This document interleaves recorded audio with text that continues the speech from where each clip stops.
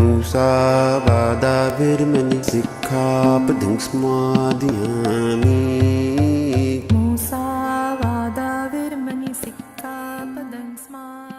अभी कंसेप्ट का समय हो चुका है, तो मैं कंसेप्ट के लिए बहल साहब को बुलाना चाहूंगा। इससे पहले मैं अपनी बात रखूं, मैं वोल्टेयर की एक कोटेशन है कि जो कि I may not agree with you, English में है, लेकिन मैं उसका हिंदी में आपको ट्रांसलेट कर देता हूं कि जो कुछ मैं कहूँगा या जो कुछ आप कहते हैं, हो सकता है मैं उसके साथ एग्री ना करूं, लेकिन आपके कहने का अधिकार जिंदा रहे, इसके लिए मैं जीवन भर लड़ाई लड़ता रहूंगा। तो मेरी भी बात यही है कि बहुत से जो लोग हैं वो हर एक आदमी की बात को पसंद करें या ना पसंद करें, कि ये जरूरी नहीं है, लेकिन उसके कहने के अधिकार को हम हमेशा जिंदा रखें। यही हमारे संविधान की स्पिरिट है, यही हमारे संविधान की शिक्षा है। दूसरी है कि भाई मैं बाबा साहब का जो मिशन है, जब बाबा साहब की जो लड़ाई है, संघर्ष है, वो इतना लंबा चौड़ा है कि कहाँ से ये आदमी चालू करे और कहाँ उसको लेके जाए, ये समझ नहीं कई बार आती। लेकिन फिर भी मुझे एक चीज़ की बहुत बड़ी प्रशंसा ये होती है कि भाई बाबा साहब अम्बेडकर एक भारतीय यूएसए में पढ़ने के लिए आए और उन्होंने बहुत खुला वातावरण देखा, एक सभ्य समाज देखा, जहाँ बहुत सारी चीज़ें उनको ऐसे लगी कि यहाँ कोई मैं किसी के साथ छू जाऊंगा, किसी के साथ भिड़ जाऊंगा, किसी को दिखाई दे दूंगा और उसका दिन खराब हो जाएगा, जो मेरे साथ लड़ जाएगा, ऐसी कोई व्यवस्था नहीं है। तो श्योरली बाबा साहब अम्बेडकर के दिमाग में ये आया होगा कि क्या ऐसा समाज भारत में भी कभी इस्टेब्लिश किया जा सकता है। तो यहाँ से बाबा साहब की सोच विचार की लड़ाई जो है वो चालू होती है। और हम जो एनआरआईज हैं, जिनके मैं ऊपर ज़्यादा फोकस करके अपनी बात करूँगा, हम जो एनआरआईज हैं, हम इसकी तरफ ज़रा ध्यान दें कि हम भी भारत को छोड़कर बाहर आए हुए हैं। मेजॉरिटी जो हमारे लोग हैं वो एनआरआईज हैं, जो अपने आप की अपनी आर्थिक व्यवस्था को सुधारने के लिए आए हैं। बहुत से स्टूडेंट्स आए थे जो पढ़ने के लिए आए थे और फिर बाद में नहीं गए, उनको जहां अच्छा लगा। लेकिन एक चीज जरूर है कि ये अधिकार जो हमें विदेशों में आने का मिला, वो केवल एंड केवल संविधान की वजह से मिला। जो आपने प्रस्तावना पढ़ी कि भारत के सारे लोगों के लिए इक्वालिटी, लिबर्टी, फ्रेटर्निटी और जस्टिस, इसका मतलब यह है कि संविधान लागू होने से पहले ये चीज़ें हमारे पास नहीं थी। भले हमारे पास बहुत सी मान्यताओं की, संतों, महंतों, पीरों, फकीरों की बहुत बड़ी एक बटालियन थी, लेकिन किसी के सामने, हमारे सामने ये कभी अधिकार हमें नहीं मिला कि इक्वालिटी मिले, लिबर्टी मिले, फ्रेटर्निटी मिले और जस्टिस मिले। इसीलिए शायद हम भारत को छोड़कर बाहर विदेशों में आने के लिए मजबूर हो गए। अगर ये सारी चीज़ें हमें भारत में ही मिल जाती और हमारे लिए ये सारे जो सुविधाएं हमें जहां विदेशों में मिल रही हैं, जो भारत में मिल जाती, तो हमें भारत में विदेशों में आने की ज़रूरत नहीं पड़ती। अब जो लोग यहाँ आए हैं, जो समस्याएं मैं यहाँ हमारे आज सामने हैं विदेशों में, उससे भी मैं एक और लियो टॉल्स्टॉय की एक कोटेशन है, मैं कोट करता हूँ, वो भी इंग्लिश में है, मैं हिंदी में करता हूँ, कि मैं एक आदमी की पीठ पे चढ़ा हुआ हूँ और उसको अपने बोझ से, वेट से क्रश किए जा रहा हूँ। वो चिल्लाता है, चीखता है, और मैं उसको भी और देखने वालों को भी ये विश्वास दिला रहा हूं कि मैं इसका बोझ कम करना चाहता हूं, लेकिन इसकी पीठ के ऊपर से उतरे बगैर। अब आप अंदाजा लगाएं कि जब आप पीठ से नहीं उतरेंगे तो उसका बोझ कैसे कम होगा। तो ये ब्राह्मणवाद जो हमारी पीठ के ऊपर चढ़ा हुआ है, जिसने हमारे सदियों से हमें पंगु लगा के रखा हुआ है, इसको लेकर हम विदेशों में भी अपने साथ आ गए। इसीलिए आज जहां भी आकर हम उस इक्वालिटी को जिसको हम जिसका आनंद हम जहां ले रहे हैं, वो अपने लोगों के बीच, जिन लोगों को हम पीछे छोड़ आए हैं, उनके बीच भी ऐसी सुविधाएं मिल सकें। मुझे याद है कि जब मैं पहली बार यूके की धरती पे पांव रखा था, तो यूके की धरती की जो होस्ट कम्युनिटी थी, उसके लिए जितनी भी सुविधाएं थी यूके में, जैसे फ्री एजुकेशन है, फ्री सोशल सिक्योरिटी है, और फ्री हाउसिंग थी, अगर आपके पास हाउस नहीं तो आपको हाउस मिलता था, और बहुत सी जो जहाँ थी सुविधाएं थी, हेल्थ केयर फ्री थी, वो सारी की सारी मुझे वह पांव रखते ही मिल गई।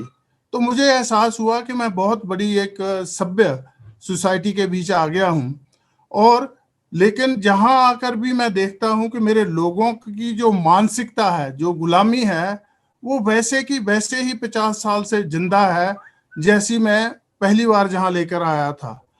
तो इस गुलामी को कैसे छोड़ें? हमने बहुत से संगठन, बाबा साहब अम्बेडकर का प्रचार प्रसार बहुत सा अपने लोगों को बीच में किया, लेकिन उसके साथ साथ मुझे यह भी महसूस होता है कि जितना प्रचार हमने अपने लोगों को इस गुलामी से आजाद कराने के लिए किया, और बाबा साहब के प्रयास को उनको याद दिलाने के लिए किया, उससे कहीं ज्यादा हमारे दुश्मनों ने, हमारे जो हमें गुलाम बना के रखने वाले लोग हैं, उन लोगों ने किया। और उसका असर इतना हुआ कि आज मेजॉरिटी मेरे लोग यहाँ अपने अपने मंदिर बनाकर मंदिरों में घुसे हुए हैं, और वो अपनी अपनी जाति का मंदिर है। हम बाबा साहब के, अंबेडकर के समय जब इकट्ठे होते थे, तो सारे जातियों के लोग इकट्ठे हो जाते थे। आज हम जब अपनी अपनी जाति के मंदिर में जाते हैं, तो हम एक एक वर्ग के या एक जाति के होकर रह जाते हैं। इसीलिए मेरा अपना विश्वास ये था कि अगर बाबा साहब अम्बेडकर को हम समझेंगे तो हम ग्लोबलाइज हो जाएंगे। अगर हम जाति की व्यवस्था में जुड़े रहेंगे तो हम लोकलाइज हो जाएंगे, एक लोकल छोटे से एरिया।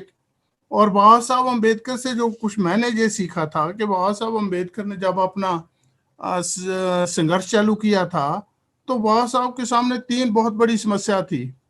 एक तो कि भाई जो बाबा साहब से पहला संघर्ष महात्मा ज्योतिराव फूले जी ने किया, वो लोकलाइज रह गया, और वो लोकल एरिया में रह गया, लोकल रह गया। दूसरा कि जो लोग दूसरे से अपने संगठन थे सारे, जैसे नमोशूद्रा थी, फिर अपने इसमें पंजाब में हमारे थे मंगूवाल मुगवालिया एक चला रहे थे, जैसे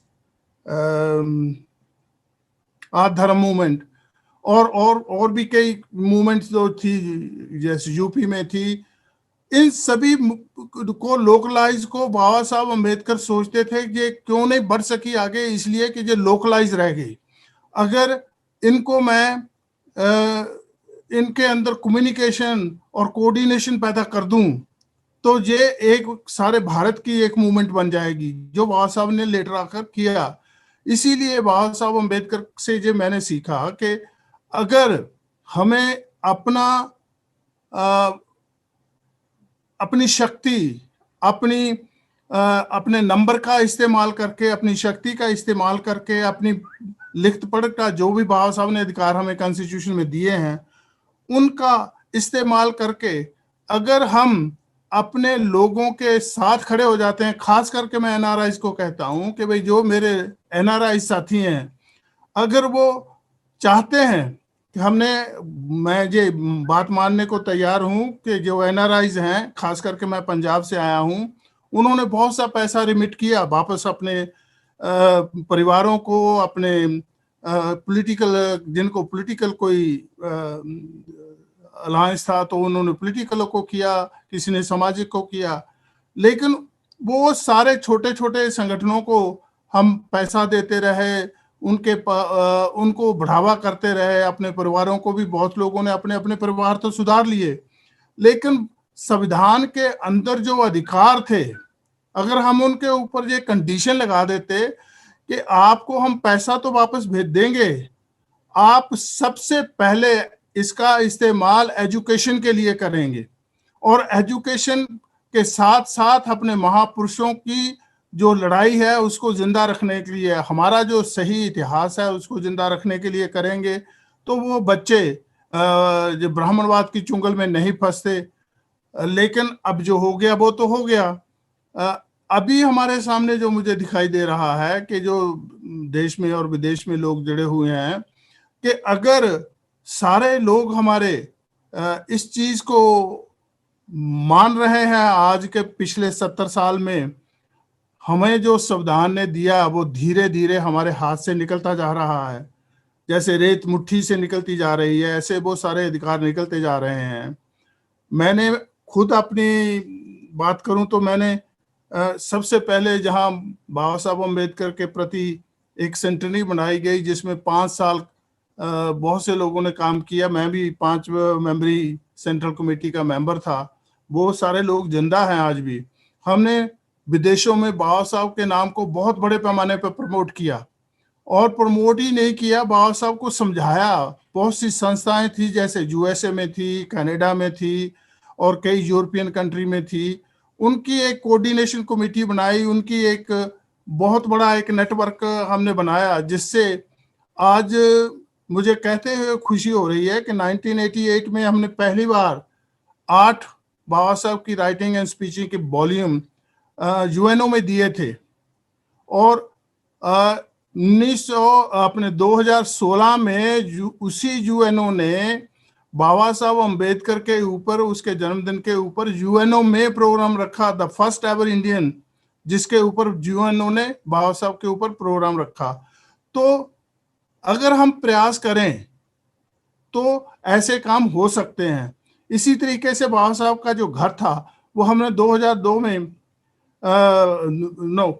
19 में हमने उसको देखा, समझा, और उसके ऊपर अपना अधिकार जमाने के लिए कि हाँ, हम बाबा साहब को जानने वाले लोग कहते हैं कि इसमें बाबा साहब रहे, तो हमने वहाँ एक प्लॉक लगाया, क्योंकि हमारे अंदर खरीदने की तो हिम्मत थी नहीं। वो प्लॉक लगाया, जिस प्लॉक का सहारा लेकर महाराष्ट्र गवर्नमेंट ने, और मुझे लगता है कि सेंट्रल गवर्नमेंट में भी शायद उसकी कुछ मदद करी होगी, वो 2007 में ये मता पास हो गया कि भाई वो घर खरीदा जाएगा, और 14 में वो घर खरीद लिया, और 15 में 1916 में मोदी जी ने उसका उद्घाटन किया। आज बहुत बड़ा उसमें म्यूजियम है। तो ये काम मुट्ठी भर लोग थे करने वाले, लेकिन इन चीजों में हम कामयाब हो गए। आज मैं उन सभी एनआरआईज को कहता हूं कि अगर आप हमारे साथ, अगर इस संघ के साथ, मैं आई करता करता जब से जब मैं संघ के साथ जुड़ा हूं, समन संघ के साथ जुड़ा हूं, तो मैं बी कहना सीख गया हूं। मैं बी कहना ही सीख नहीं गया हूं, मैं बी संघ का एक मेंबर हो गया हूं। आज मुझे इस चीज के ऊपर फख्र है कि भाई बहुत सारी संस्थाओं में काम किया, बामशेब में काम किया, आवाज़का में काम किया, अभी अभी मेरे साथी जो बता के गए हैं, मैंने सभी इन चीज़ों, इन लोग मूल निवासी संघ में मैंने काम किया। इनसे मुझे एक बहुत बड़ी उम्मीद थी कि ये लोग जो हैं, ये जितनी बड़ी बड़ी बातें करते हैं उसके ऊपर कुछ ना कुछ तो पूरा उतरेंगे। लेकिन मुझे आज जब मैं उनका रिव्यू करता हूँ, उनकी तरफ वापस मुड़ के देखता हूँ, तो इसमें कोई शक नहीं है कि संगठन सारे अच्छे चल रहे हैं। और अभी अभी मेरे साथी ने कहा था कि भाई बामशेब के संगठन चाहे ज़्यादा हो गए हैं, वो एक ही डायरेक्शन में जा रहे हैं। मेरा उनसे कहना है कि अगर हम एक ही डायरेक्शन में जा रहे हैं तो एक ही मंजिल है हमारी, तो हाथ मिलाकर एक साथ चलने में हमें क्यों दिक्कत हो रही है? इसका मतलब हमारी ईगो, हमारा अहंकार, हमारी मूर्खता उसके बीच में आ जाती है, इसीलिए हम इकट्ठे नहीं हो पा रहे। तो मैं आप लोगों के बीच में जे आप, खास करके मैं एनआरआईज इतने जुड़ नहीं पा रहे हैं, मुझे समझ नहीं आ रही, कि एनआरआईज को भी ये मैं समझाना चाहता हूं कि अगर ब्लैक लाइव्स मैटर जैसी मूवमेंट हम विदेशों में खड़ी कर दें जो सारी हमारी समस्या को ग्लोबलाइज कर दे, तो मुझे लग रहा है कि हमारे ऊपर जो हो रहे अत्याचार, अट्रोसिटीज, जहाँ हमारे जो अधिकार छीने जा रहे हैं, योजना बना के छीने जा रहे हैं, जहाँ हमें मूर्ख बना के छीने जा रहे हैं, वो सारे के सारे संविधान के बीच लिखे हुए अधिकार हमारे रुक जाएंगे और हम आने वाले अपने बच्चों के लिए एक बहुत उज्जवल भविष्य छोड़ के जाएंगे। वरना कोई मंदिर मैंने आज तक क्रांति करते नहीं देखा। मैंने जो साउथ अफ्रीका की पार्टाइट मूवमेंट थी उसको भी मैंने बहुत करीबी से देखा, और जो ब्लैक लाइव्स मैटर की मूवमेंट थी जो पिछले 60-70 सालों से चलती आ रही उसको भी देखा। इन दोनों को बीच में जब तक उन लोगों ने अपनी ताकत को इकट्ठा करके इस्तेमाल नहीं किया, उनको कुछ भी हासिल नहीं हुआ। इससे मुझे एक सबक सामने दिखाई दे रहा है कि अगर हम लोग भी अपनी ताकत को इकट्ठा करें, अपनी जाति, धर्म, जो छोटे छोटे जो हमने भ्रम पाल रखे हैं, इनको अगर हम असाइड कर दें और एक ही अपना मकसद रखें, एक ही अपनी प्रायोरिटी रखें कि हमें संविधान बचाना है, संविधान के अंतर्गत जितने भी हमारे अधिकार हैं वो बचाने हैं, और उसके लिए हमें इकट्ठे होना है, जुड़ना है, जुड़कर अपनी ताकत बनानी है, ताकत बनाकर अपनी ताकत से अपने जो अधिकार छीनने, बाबा साहब कहा करते थे कि अधिकार जो है वो भीख में नहीं मिलते, अधिकारों को लिए आपको लड़ना पड़ता है, छीनना पड़ता है। तो बाबा साहब ने बहुत सारे रास्ते हमें बताए हैं। बुद्ध धर्म एक ऐसा रास्ता है जिसमें बाबा साहब सोचते थे कि अगर बहुत सारी जातियों में बटे हुए लोग, बहुत सारी मान्यताओं में बटे हुए लोग अगर बुद्ध धर्म के एक झंडे के नीचे आ जाएंगे, तो जैसे छोटे छोटे नाले, नदियां, गंदे साफ, जब वो समुद्र में जाकर मिलते हैं तो वो अपनी पहचान छोड़ जाते हैं, वो समुद्र ही कहते हैं। इसीलिए बुद्ध धर्म के सागर में जब ये छोटी छोटी जातियों के, वर्गों के और छोटी छोटी मान्यताओं वाले लोग बुद्ध धर्म में आ जाएंगे, और बुद्ध धर्म में आते ही ये बुद्धिस्ट कहना शुरू होंगे, इनकी एक आइडेंटिटी हो जाएगी, एक पहचान हो जाएगी, एक लड़ाई हो जाएगी, एक ताकत हो जाएगी, जिसका सहारा लेकर ये अपना राज संभाल सकते हैं। मुझे ये कहने में भी दिक्कत नहीं कि भगवान बुद्ध ने अपना विचार इस्टेब्लिश किया, जिसको आज हम बुद्ध धर्म कहते हैं, वो एक ऐसा विचार था जिसमें इक्वालिटी, लिबर्टी सब और फ्रेटर्निटी, एक भाईचारा छुपा हुआ था, जिसके बलबूते पे आकर आगे हमें राज सत्ता मिली। महाराजा अशोक, चंद्रगुप्त मौर्य, जो भी है, ऐसे ही बाबा साहब सोचते थे कि ऐसी ही अगर धर्म के प्रचार प्रसार में और विचार में हम सारे बंध जाएंगे, एक जैसा सोचेंगे, एक जैसा हम काम करेंगे, और अगर हम अपनी ताकत का इस्तेमाल करके, बाबा साहब ने वोट का अधिकार दिया हुआ, हमें चाकू, छुरी, बंदूक तो उठाने की जरूरत भी नहीं है आज, अगर हम उस वोट का इस्तेमाल करके अपनी राज सत्ता पैदा कर सकते हैं, तो जो भी लोग ये समझते हैं कि हमें अपने दुखों का, अपने ऊपर होने वाले अत्याचारों का, अपने खुसे जा रहे सारे अधिकारों का अगर उनको चिंता है, तो उनको प्रायोरिटी अपनी एक संघ में इकट्ठे होकर काम करने की है। और श्रमण संघ, जहां मैं देख रहा हूं कि जहां कोई जाति का विश्लेषण नहीं होता, जहां कोई वर्ग का नहीं होता, कौन के किस एरिया से, कोई पंजाबी है, कोई गुजराती है, महाराष्ट्र है, जो हरियाणा है, यूपी है, ये सब एक संघ में, एक ताकत में बंधकर हमारे सामने आ रहे हैं। ऐसा ही अगर हम वामशफ के लोग भी और मूल निवासी संघ के लोग भी, वाजका के लोग भी, मैं तो जितने भी ग्रुप्स में गया हूं, जिनके साथ मैं पिछले 30-35 साल से काम कर रहा हूं, मैं उन सभी को हिदायत कहता हूं कि अगर आप अपनी प्रायोरिटी ये कर लें कि हमें भारत के संविधान में एक एक अंकत जो हमारा अधिकार है उसको बचाना है, उसको बचाने के लिए आप किसके आगे खड़े हैं, किसके पीछे खड़े हैं, किसके दाएं खड़े हैं, किसके बाएं खड़े हैं, हमारी मंजिल एक है। हम सारे उसी मंजिल पे जाकर इकट्ठे हो जाएंगे। और जिस दिन हमारी ये ताकत हमारे दुश्मन देखेंगे तो वो संविधान को पूरे का पूरा रिवर्स कर देंगे। कोई भी उसमें से चीज हमारे से छीनेगी नहीं। इन्हीं बातों के साथ मैं ज़्यादा ना कहते हुए, क्योंकि मैं चाहूँगा कि एक्चुअली जो भारत के कॉन्टेक्ट में जो कॉन्सेप्ट है वो सुधीर राज जी के हैं कि उनकी बहुत मास्टरी है, उनकी लैंग्वेज बहुत अच्छी है और उनके समझाने का तरीका मेरे से बहुत ज़्यादा है।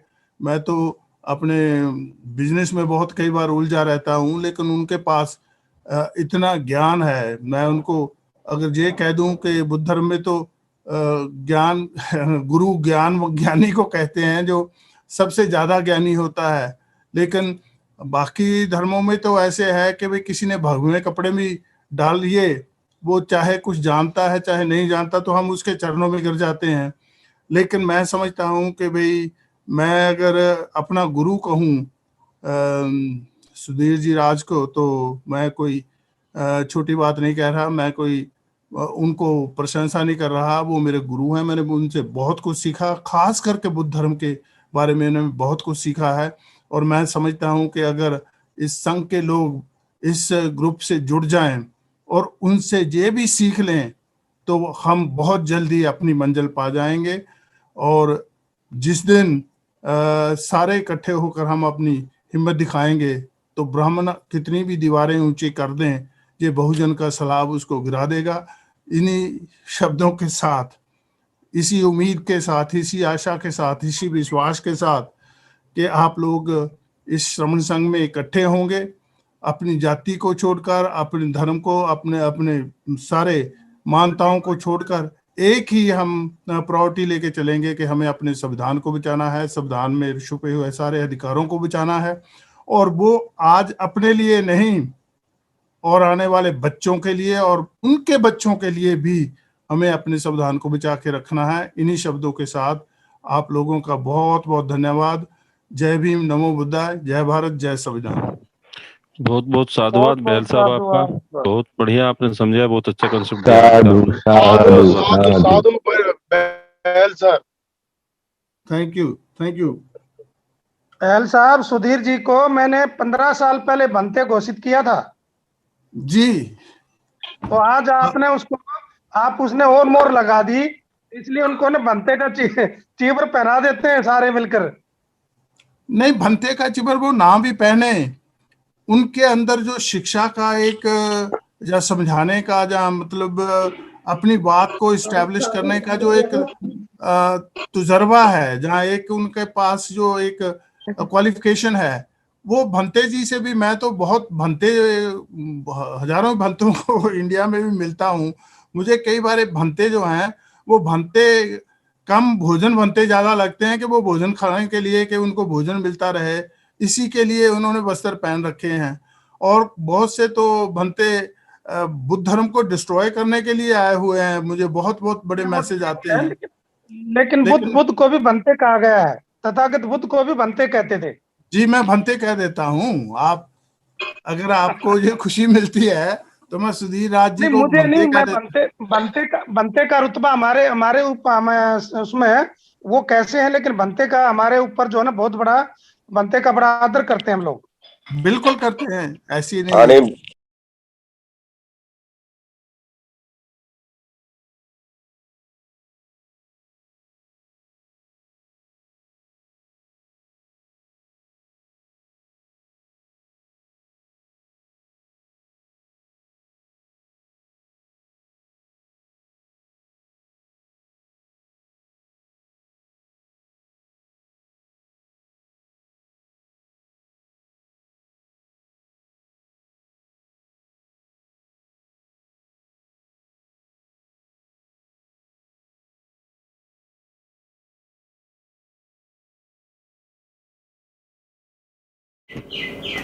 आप सभी से ये निवेदन है कि अगर आपको ये वीडियो अच्छी लगती है या बाकी वीडियो अच्छी लगी हैं और आपको लगता है कि धर्म की वीडियो किसी को और मिलनी चाहिए या किसी को गिफ्ट में भेजनी चाहिए या किसी भाषा में कन्वर्ट करके आगे बढ़ानी चाहिए या प्रिंट में किताब में छापनी चाहिए या इसकी जो ऑडियो है उसे निकाल के भेजना चाहिए या इसका किसी पार्ट को इस्तेमाल करना चाहिए, तो आपको लिबर्टी है, आपको छूट है। ये सभी कॉपीराइट फ्री हैं। आप अपने फेसबुक पे, अपने पेज पे, अपने ट्विटर पे या अपने हैंडल पे या लिंक को कहीं भी शेयर कर सकते हैं, कहीं भी चला सकते हैं। आप यूट्यूब पे भी चला सकते हैं, अपने नाम से चला सकते हैं। इसके लिए इजाज़त लेने की या परमिशन लेने की बिल्कुल भी ज़रूरत नहीं है। आप इसको अपना मान के चलाएं, क्योंकि धम्म सबका है। हम जो बताते हैं वो भगवान बुद्ध का है या महापुरुषों का है, उन्हीं की बात को सरल भाषा में बताते हैं। हमारा सिर्फ इतना राइट है इस पर कि हम इसको लोड कर देते हैं, बाकी सारी ये पूंजी आपकी है। धन्यवाद। धम्म शरणं गच्छामि। धम्म शरणं गच्छामि।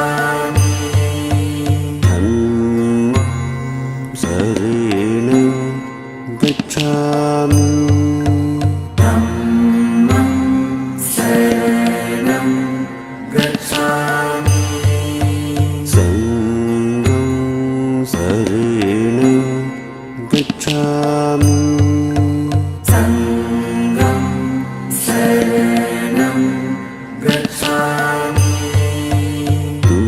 द्वितीयंपि बुद्धं शरणं गच्छामि। द्वितीयंपि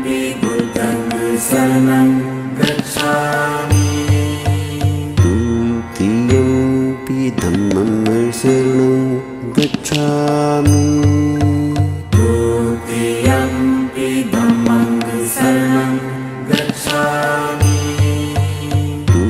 द्वितीयंपि संघं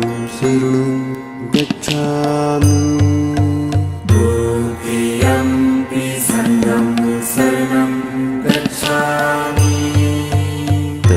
तृतीयंपि बुद्धं शरणं गच्छामि।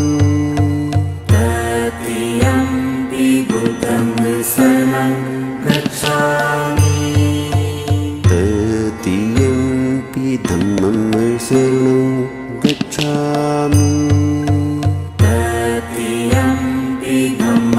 शरणं गच्छामि। तृतीयंपि संघं शरणं गच्छामि।